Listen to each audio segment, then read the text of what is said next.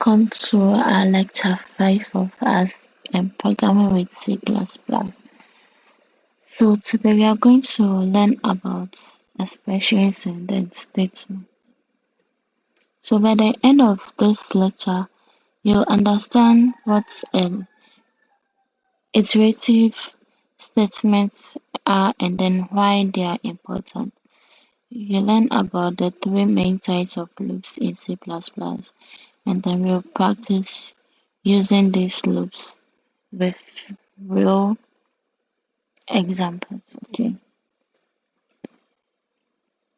So iterative statements,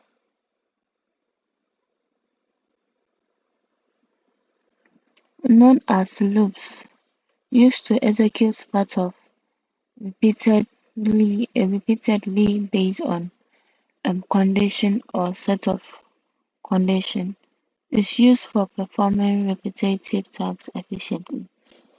Okay, so now think, um, imagine you are asked to write the numbers from 1 to 100 on a piece of paper. You could write each number manually, but that would take forever and be very tedious. It can be very tedious. Okay, so um, instead of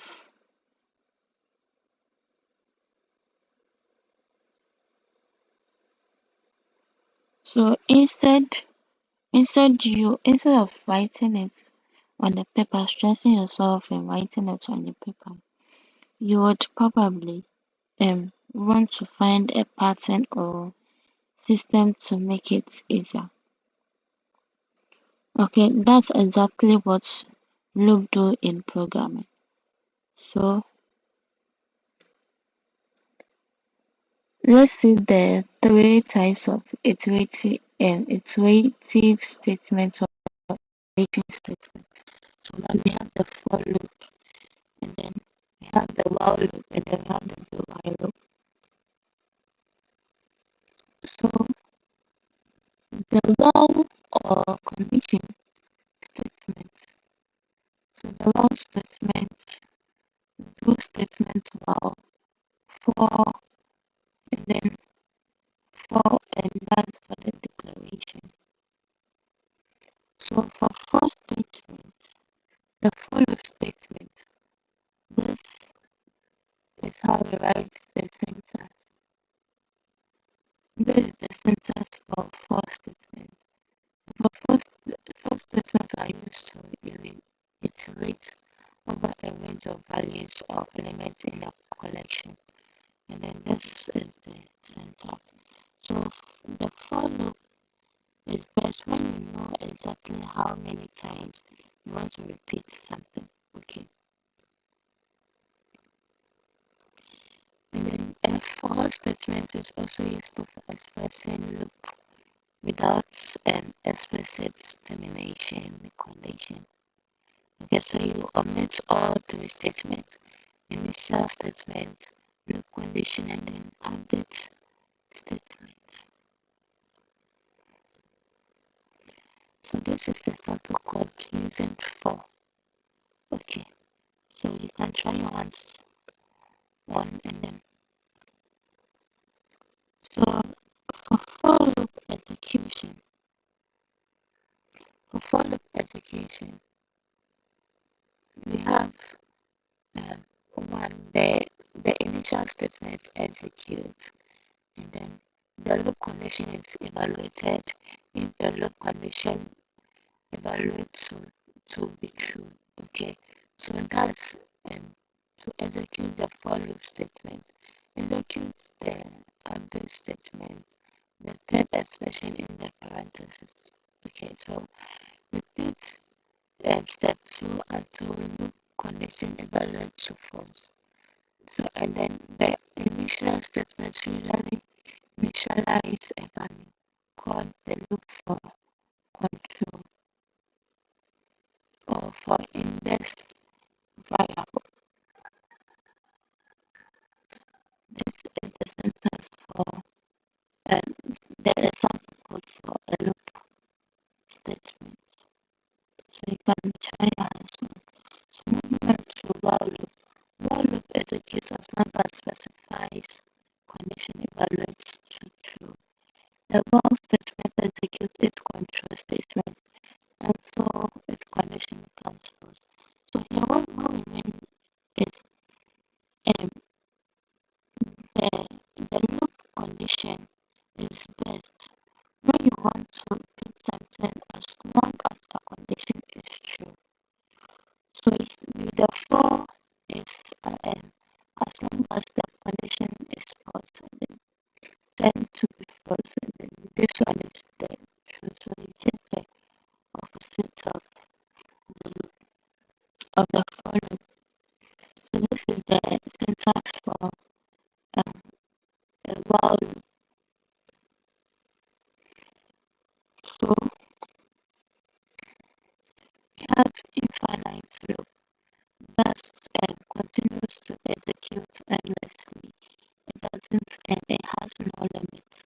So it can be avoided by including statements in the loop body that as sure as its condition will eventually be false.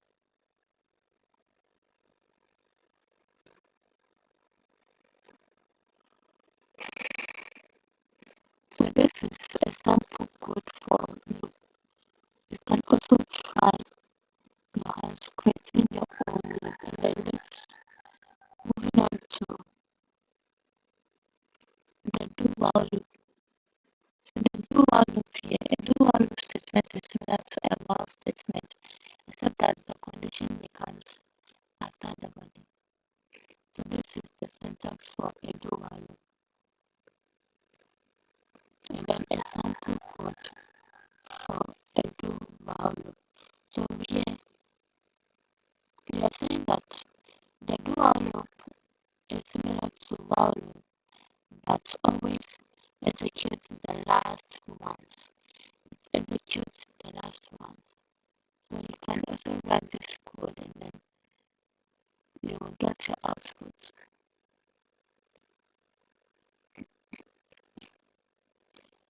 And then exiting from loops,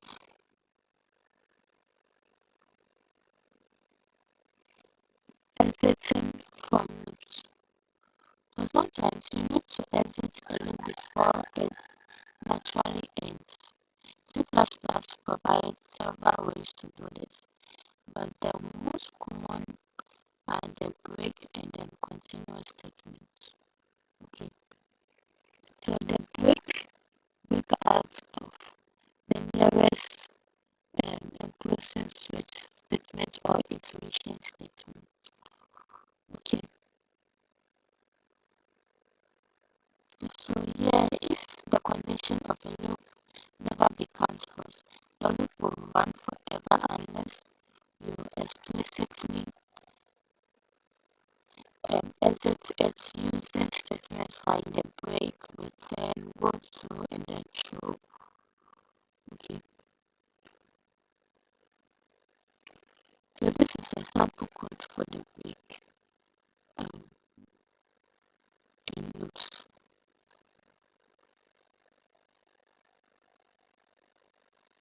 And also, sometimes we don't want to exit the loop completely, so we just want to get to the end of the loop, and then the continuous skips the rest for the body of an iteration statement.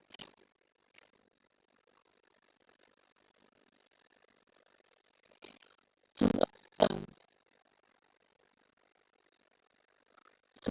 that's when the continuous statement comes in. So continuous gives the rest of the body of an iteration statement and then jumps to the next iteration. It is like saying skip the next of this round and then start the next round.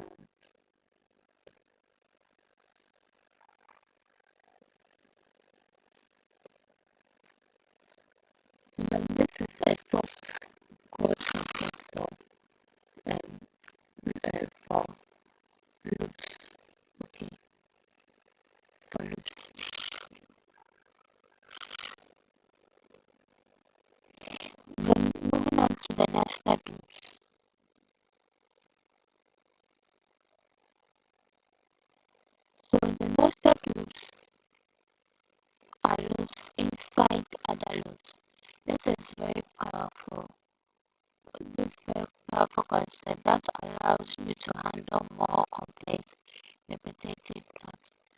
So you can think of it, you can think of a nested loops like the hand of a clock. So the minutes hand moves once, and then the second hand moves 60 times for each minute. There are 60 seconds. Okay, so a nested loops is like a box inside a box. And then that box inside the box we have a box, another box. Okay, so if um, you can say it to be um, a loop inside another loop. Okay, so that's for the loops. Then this is an example for the nested loops. You can try your hands on. Okay, you can try your hands on. So this ends our lecture for